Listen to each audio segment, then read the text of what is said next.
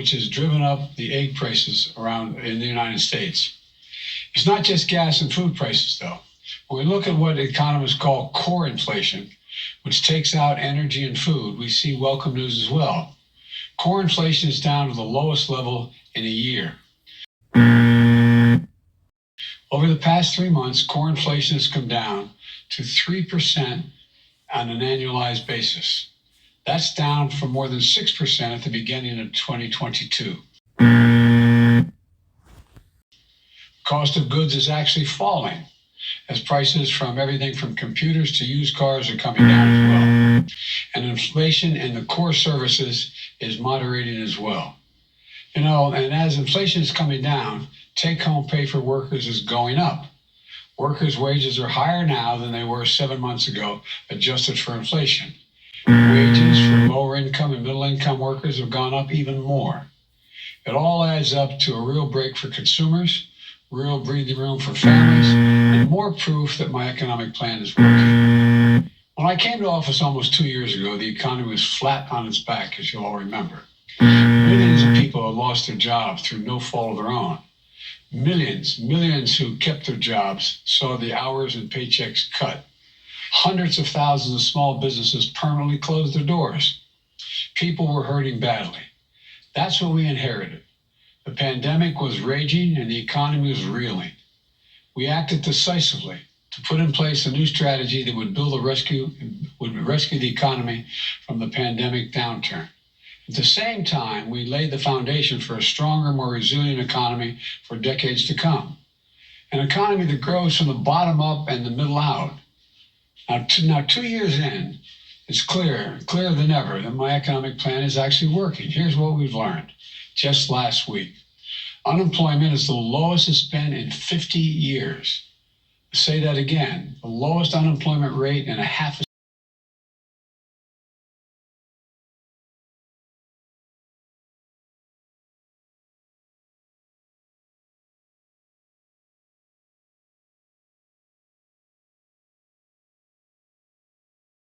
century. My first 2 years in office were the two strongest years for job growth on record.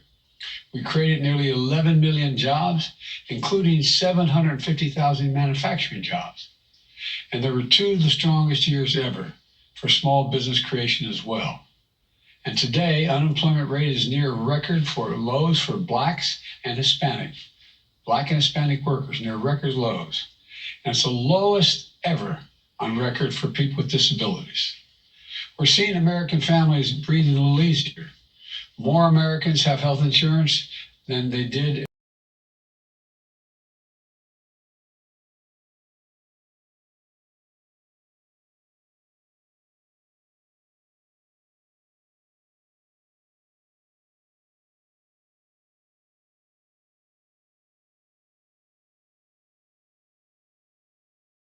Ever in our history. Fewer families are facing foreclosures today.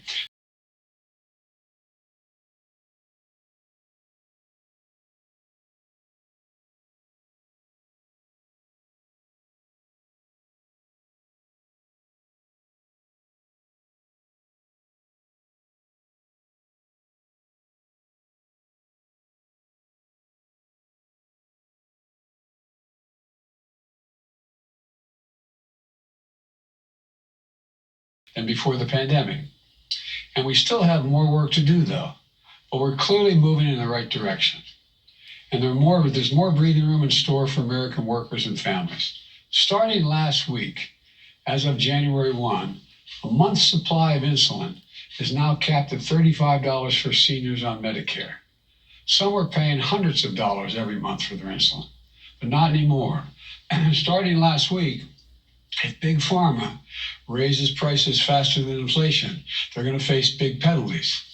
Starting last week, Americans can get tax credits when they install energy-efficient appliances in their homes, like heat pumps or solar panels, or when they buy electric vehicles.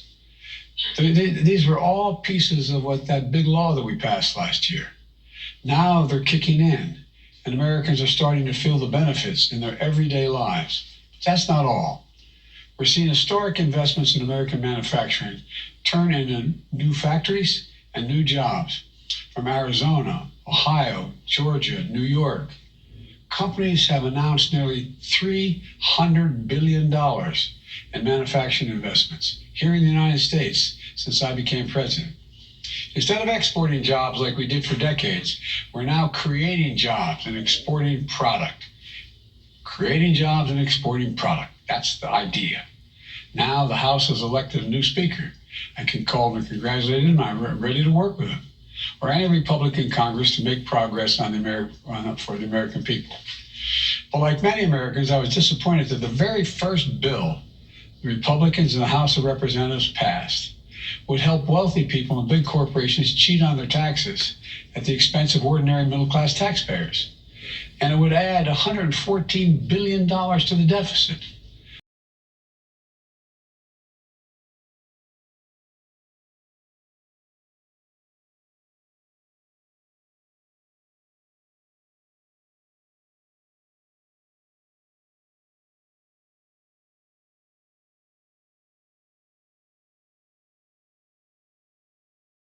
Their very first bill.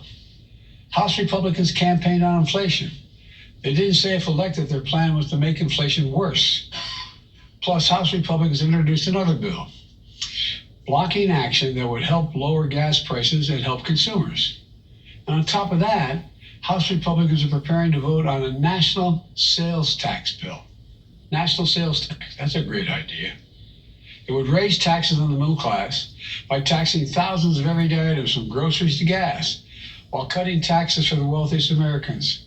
And if I'm not mistaken, what they've introduced, it also would totally eliminate the IRS. Feels good, except all going to be sales tax. Go home and tell your moms. They're going to be really excited about that. Come on.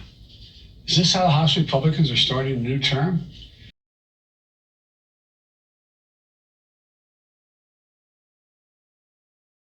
Cutting taxes for billionaires, raising taxes for working families, making inflation worse? Well, let me be very clear. If any of these bills make it to my desk, I will veto them. I will flat veto them. I'm ready to work with the Republicans, not this kind of stuff. They try to cut Social Security and Medicare, which Americans have been paying into every paycheck since they've ever got their first paycheck. I'll use my veto pen to stop that as well. But if Republicans want to work together on real solutions, so lower inflation, create more jobs, build an economy that works for everyone, I'm ready.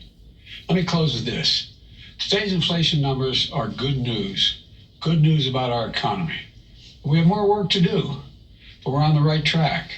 We're seeing bright spots across the country where great things are happening. Roads and bridges are being built. Factories are coming online. People back to work again. Families breathing a little bit easier.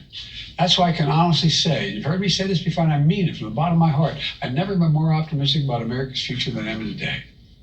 We just have to remember who in God's name we are. You've heard me say it many times. This is the United States of America. There's nothing beyond our capacity if we work together.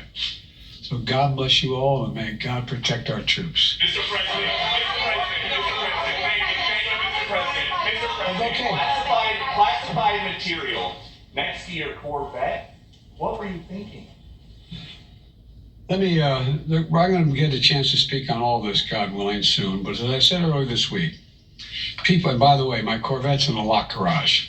Okay, so it's not like you're sitting out in the street. So But anyway, was in a locked garage. Yes, as well as my Corvette. But as I said earlier this week, people know I take classified documents and classified material seriously. I also said we're cooperating fully and completely with the Justice Department's review. As part of that process, my lawyers reviewed other places where documents from my time as vice president were stored, and they finished the review last night. They discovered a small number of documents of classified markings in storage areas and file cabinets in my home and my personal library. This was done in the case of the Biden Penn. This was done in the case of the Biden Penn Center. The Department of Justice was immediately, as was done, the Department of Justice was immediately notified, and the lawyers arranged for the Department of Justice to take possession of the document. So We're going to see all this unfold. I'm confident. Thank you very much.